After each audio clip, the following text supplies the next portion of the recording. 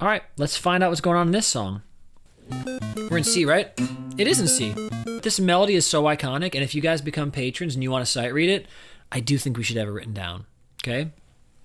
I'm going to write it up an octave, and I'm going to give this a key signature of C minor, even though we're about to be doing some Dorian stuff. Spoiler alert, this is Dorian. 1, 2, 3, 4, 5, 6. It's in 6? How did I never know that? No freaking way this song is in 6. No way. I've been playing this in the wrong time signature my whole life with the wrong amount of rests. No way. That is crazy to me. Oh my gosh. It's not random, y'all. That space at the end is not just like, oh. The rest is in 6. This is nuts. This is blowing my mind right now. How did he come up with this melody? It's so weird in 6. I never thought of it in 6. Wow. This melody makes so much less sense in 6, and I love him. No, it makes more sense in 6. Oh my God, I never thought of this. This is so crazy. Because that turn makes sense in the beat on the first beat. Listen. That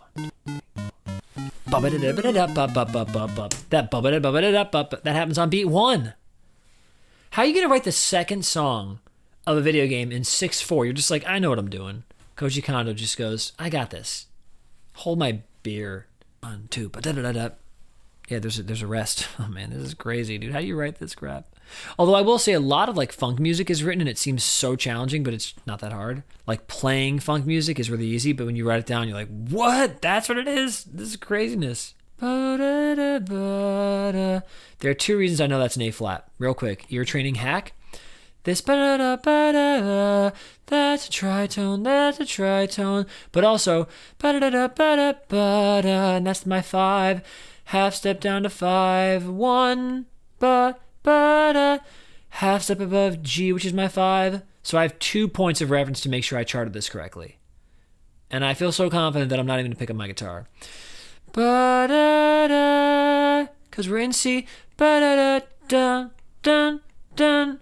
Tritone. That's another way of hearing this. Whatever. So I use multiple tools when I'm analyzing harmony and when I'm doing a melody without a guitar in my hands. This is a really, really helpful tool that I suggest to any musician out there to transcribe without your instrument in your hand, because it strengthens your bond between intervals and really experiencing them as they relate to the key.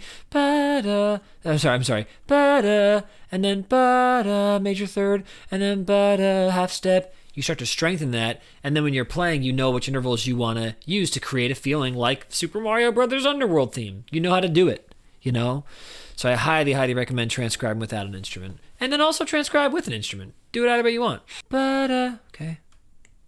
Kind of changes keys here, doesn't it? It's such a wild melody, dude. It's so great. And now we change keys, basically. Oh yeah, tritone to major third, right. That's whack, dude. B flat. So fast. Woo, 4th down. So I use a lot of different tricks if I'm analyzing something. I love doing this without an instrument. Sometimes I get it wrong. We might have gotten some of these notes wrong. I don't believe we did, but we might have. That happens to the best of us. And I check it after, but it's so nice to develop the ear this way, in my experience. I know I'm right because I'm playing on my guitar. For me, if I'm ear training and I'm doing sight reading and sight singing and analyzing and transcribing, I use as many bearings as I can, right? You know, like when you're bowling and you have the guide rails, the more of those you have, like if there was a section without it, you might miss it and it might go into the gutter. But if it's perfectly guardrailed, you're like, oh, I'm not going to get messed up. I'm still going to get at least like 8 pins knocked down.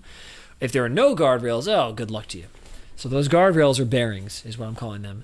So for me, if I'm trying to get my bearings, if I'm like a figure skater twirling and I'm trying to have my spot, if you will, I like to have multiple spots. While I'm spinning, there's a tree, there's my dad watching the game, watching me ski, there's like the flag, the American flag, I'm in the Olympics, you know, I have all my spots. So for me, there's the interval distance of things like this, right? We knew that was a tritone.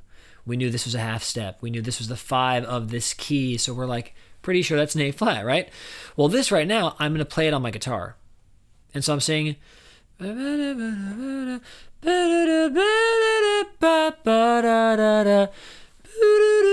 on an A flat fretboard. I'm going da da, and I'm going down to E flat, B natural, da da da. I'm seeing it happen on my fretboard, and I'm verifying this is correct.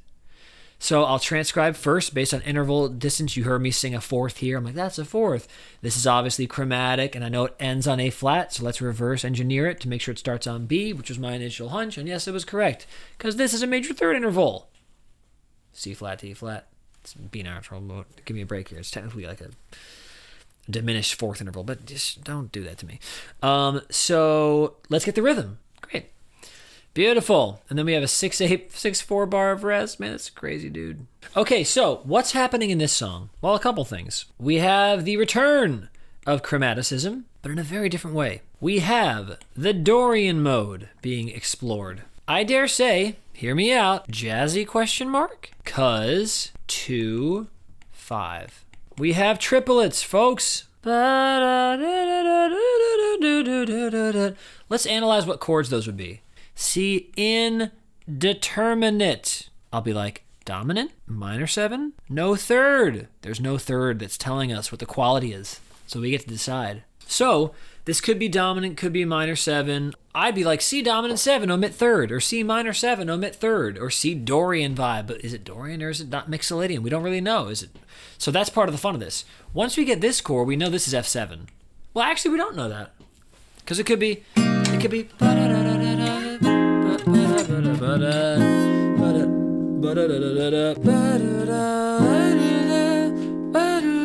mean, you could write a whole song sounding like a Liana Havas song.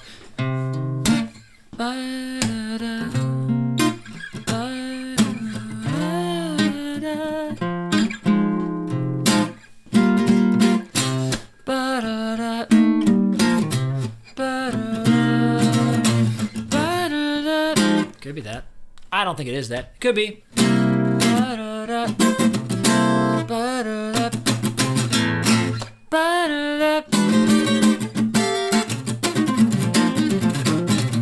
Or it could be.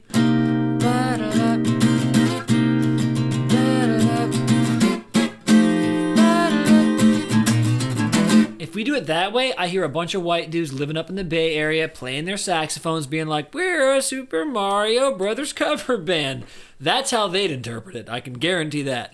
I'd probably interpret it as a dominant 1 chord, C dominant 7 to F dominant 7. That's probably how I hear it, but we can all hear it different ways. I don't know. Because there's no third. We don't really know. But here, it kind of gives away that it's a minor 1 chord because ba-da-da. It's very ba-da-da-da-da. It kind of ends on A flat minor here.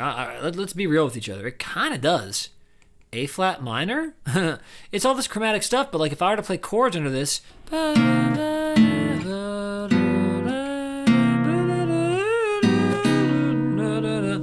just hear me out. C minor 9, F13, G7. This is like Jordu. I'm gonna call this D flat 9. This is what I'd play over these chords, personally, because I'm a maniac. But you can reharmonize it however you want. D flat 9. Why not? In the words of Hilary Duff.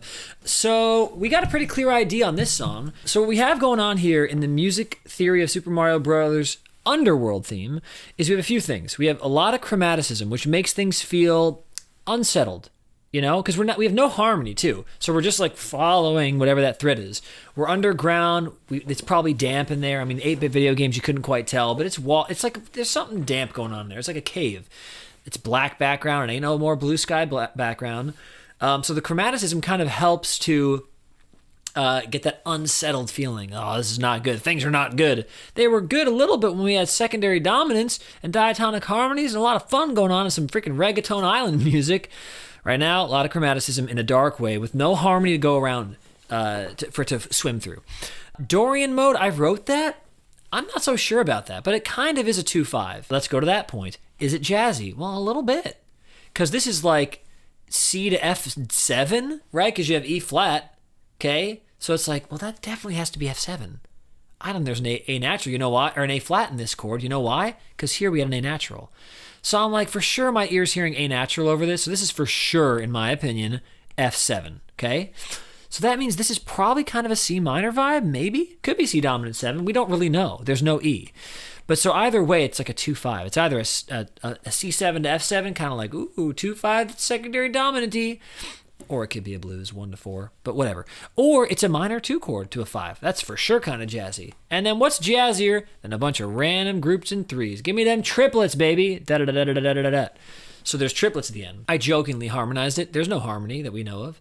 C7 to A flat minor 9 to D flat 9. It works. D flat 13 as well works. C minor 9 to F13 to G7 here kind of works. So there's a lot going on here. Unsettled, the triplet rhythm, which makes us feel concerned for what's happening to us. A lot of chromaticism. At the very least, if these chords I wrote are actually what Koji Kondo was thinking, we're also going into like straight up jazz turnarounds. Like doing A flat minor 9 to D flat 9. Hi, my name's Wes Montgomery. Pleased to meet you. We're doing a jazzy turnaround that goes to secondary dominance. This is a tritone substituted 2-5. So yeah, that checks out. That's jazzy. 2-5 and then a 5 chord to another 5-4 kind of vibe. There's like a bunch happening that's very kind of jazzy. Perhaps that's why people felt so cool playing it. If there's one genre of music that's cool, in my opinion, it's jazz. So you're underground, you're like, I'm cool. I'm a cool cat. I'm part of the Rat Pack. Jazzy, jazzy, jazzy.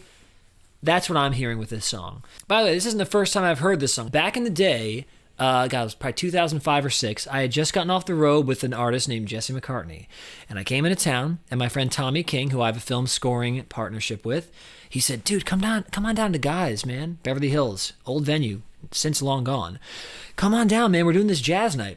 So I said, who's doing it? He's like, Kamasi, the Bruner brothers come by, Aaron West, we got Zane Musa, may he rest in peace. We got Ryan Cross, we got Donald Barrett on drums sometimes. Come on down. So I come down, and this lovely gentleman, an actor, was kind of jamming with them, but they wanted someone who was a jazz player. It's like, Zane, you're back in town, come up. So I come up, I kid you not, this must have been the first night. It was Kamasi, Stephen Bruner, who you guys know as Thundercat. Donald Barrett, I think, was on drums for this moment. Might have been Ronald, though. And Tommy. And Stephen looks over at me and goes, "Ba-da-da-da-da-da." And I'm like, oh, don't start with me. Don't you dare. I will go there. Ba-da-da-da-da. And I knew the whole melody. And he and I were cracking up. It was like 1 a.m. in Beverly Hills. We were just laughing our butts off. And we did it. We played like a 4-minute rendition of this, and we improvised over it. It was amazing. We played it in 4/4. We did not play it in 6/4. I also think that 6/4 thing changes it up because you have a 6/4 bar of rest. To my ears, it sort of felt like it was in 4/4. It's really 6/4. It's classic downbeats. Bop, bop, bop, bop, bop, bop. Until we get to these triplets. Da-da-da, 1, 2, 3, 4, 5, 6. Da-da-da-da-da-da-da-da-da-da. It ends on a triplet with no beat 1, which is a really fun, unsettling feeling. So not only is there a 6 beat rest, where you're like, is the music coming back? I'm scared. Where did it go? It's like Resident Evil, like where did the zombie go? Oh, it's back. Those 6 beats of rest, in my opinion, feel like a little too long. Oh, it's back. But also not having a downbeat. Had it gone, da-da-da-da-da-da-da. It had to hit that G here, bum. It would have felt less unsettling. The downbeat was, there should have been a note there. There wasn't. What's happening? That's unexpected. So I think we have a pretty good idea of why this Underworld theme is dope. A lot of chromaticism, Dorian mode, sort of indeterminate dominant 7 mode. Oh, wait, it's kind of a 2-5-1. Oh, or just 2-5. Oh, it's jazzy, sort of, a little bit. And then if we imply harmony underneath it, we make it super jazzy. It lines up. And then the triplets and the ending of the final bar, not hitting a downbeat on the following bar, the 6 beats of rest. A lot of unsettling stuff here. Very cool. Now, if I were straight up soloing over this and someone was playing the chords or the bass lines that was implied by this, I'd be going all over it.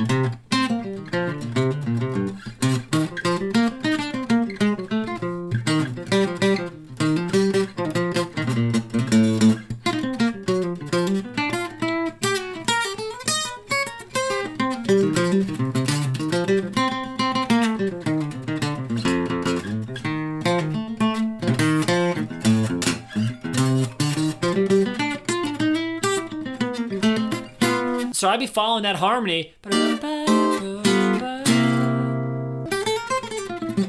Anyway, you get the idea. Well, that has some nice dark chromaticism, non-determinate chords, sort of jazzy. 2-5-1, maybe? Who knows? But we have just finished the Underworld theme. I'm learning so much in this specific stream, even though I've been playing this song for years. Man, dang it. Well, the reason why I love doing analysis is not to be nerdy for nerdy's sake. For me, I genuinely am mining for information when I'm doing analysis. Because then when I improvise over it, I can be in the flow and I can use elements from the piece itself. If I'm trying to solo on a song at a jam session and they play chords that are similar to this, my ear goes, oh, that's those. I've heard. Oh, that's the A flat minor 9 to D flat 13 kind of vibe. Even better, if those chords show up in a song and I'm in C minor to F7, then it goes A flat minor to D flat on the page, I'll quote this song. I'll go, no one will know, because no one in the jazz world, I shouldn't say no one, very few know this exact thing. It's a very specific convergence of jazz and video game nerd, because video game nerds like me have to spend time playing video games, and jazz people are too busy practicing. But I'm the most gamery of gamers of any jazz musician I know. I hope you enjoyed music theory of Super Mario Brothers. Have a great night, and I'll see y'all soon. Love you. Bye-bye.